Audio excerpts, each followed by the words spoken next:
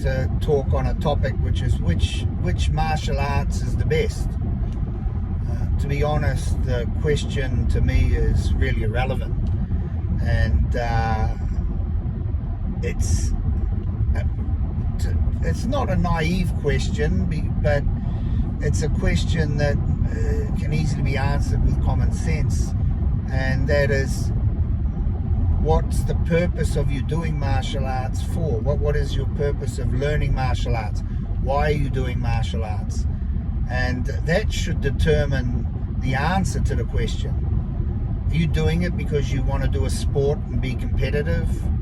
Are you doing it because you want to learn self-defense? Are you doing it for a hobby? Or are you doing it for something to invest in the rest of your life, in your character and in who you are? And that should answer your question.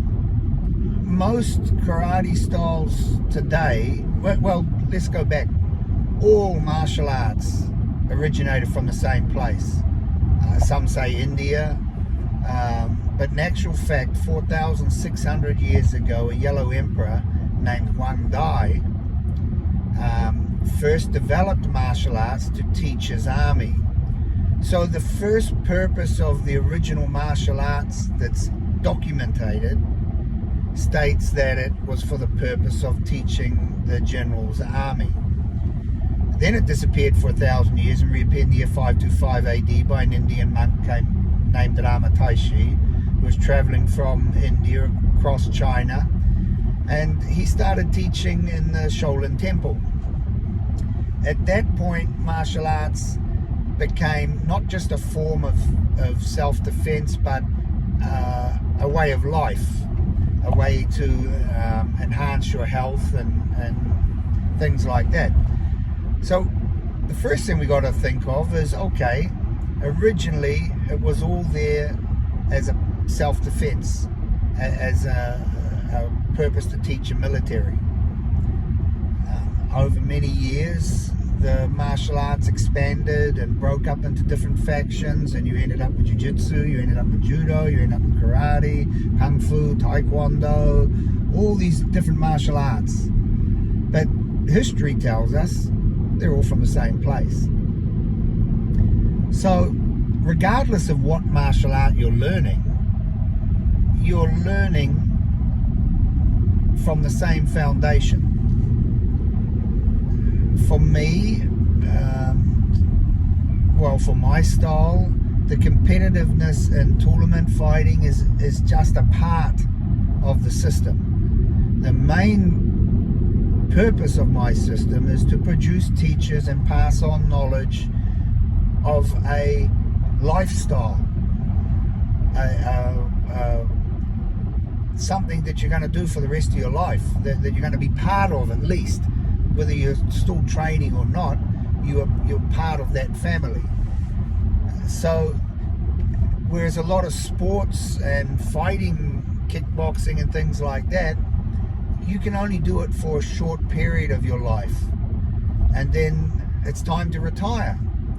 And after retirement, what happens? Suddenly you got to start your life all over again and become a teacher. Whereas in karate or in Shorin Kempo, for example, you start being a teacher from the low grades. You start learning how to pass on knowledge. So that transition of becoming fighter to teacher is very simple. In actual fact, there's no transition. There's just a case of retiring from competition. You will always be teaching. So if you like, if you come from a background and like grappling and that, jiu-jitsu, wrestling, these are great for you. Jiu-jitsu is slowly, and judo is slowly moving from a sport to be actually a way of life, which is a good thing.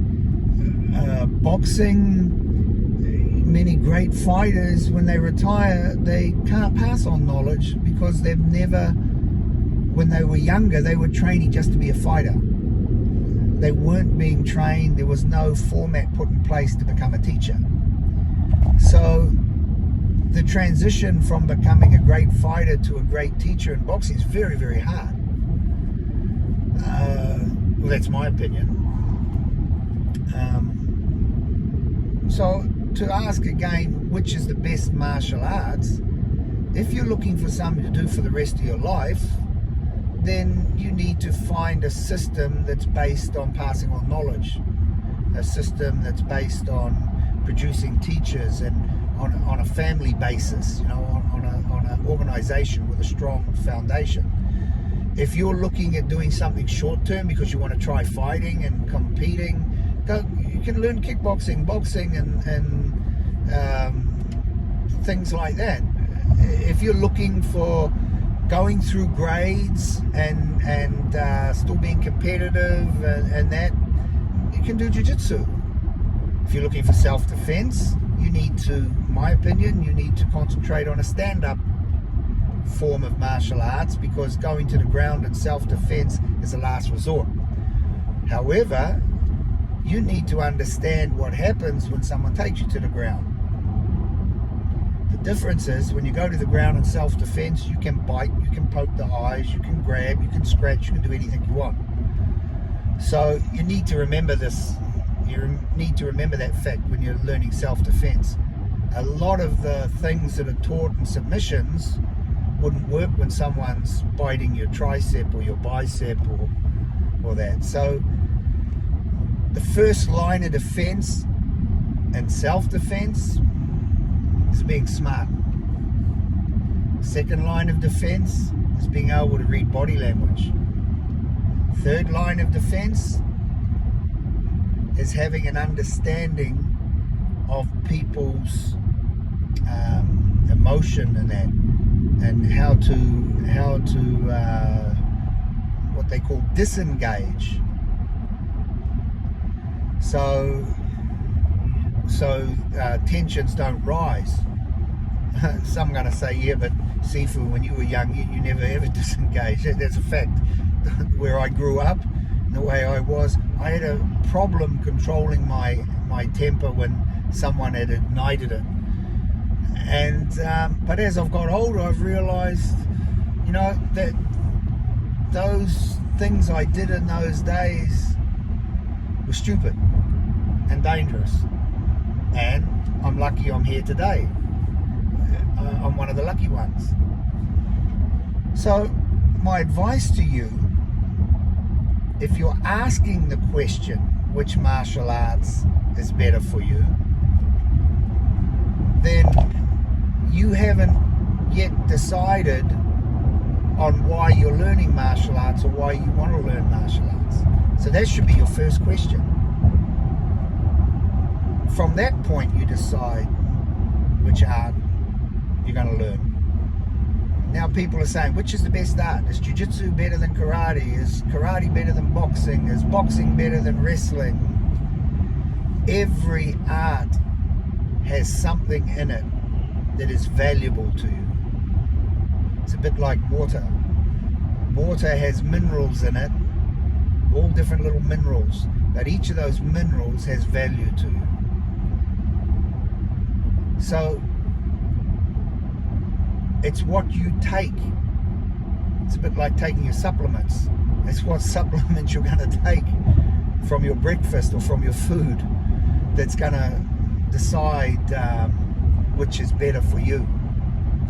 For me, the competition in tournaments in the younger age groups, up until say 35 or 30 years old, 25 years old, is great, because it teaches competitiveness. And in life, if you don't have competitiveness, you don't have nothing. You're not getting nowhere sitting on the fence all the time. So you need that competitiveness. And competitiveness is not just against other people. You need competitiveness against yourself. You need to learn to compete against yourself. And that's how your skill level will climb. So for me, the best style that I have learned is the style that I teach. and combining that with outside other systems is important. Should I say not combining? I should say understanding. For instance, if you're a karate guy and you come up against a boxer and you don't understand boxing, and you're in a stand-up fight, and you're in an area where you can't use your feet, you got a problem. You got a big problem. But if you're a karate fighter that understands boxing, you've got a chance. If you're a boxer and you're stuck in a karate fight and you're going to get leg kicks, you're not going to stand a chance. But if you're a boxer and you understand leg kicks, you've got a chance. And that goes for everything in the world. Adapt, and then you can overcome. If you can't adapt, you can't overcome. That's the end of the story. So, next time someone asks you, if you're a teacher, which is the best style, you need to first ask them what their intentions are. Are they there short term? Oh, they're just in the city for a couple of years, just want to learn a little bit of martial arts, or are they looking for something to base their life on and give them encouragement, give them attitude, give them something that's missing, and then make the decision of which art's best for them. Okay, so that's the only way I know how to answer that question. All martial arts are like red wines. Some of them can be bitter, some of them over age and long time can taste better than others, but they're all red wine, and they all come from the grape, and they all are based on that one property, originally self-defense.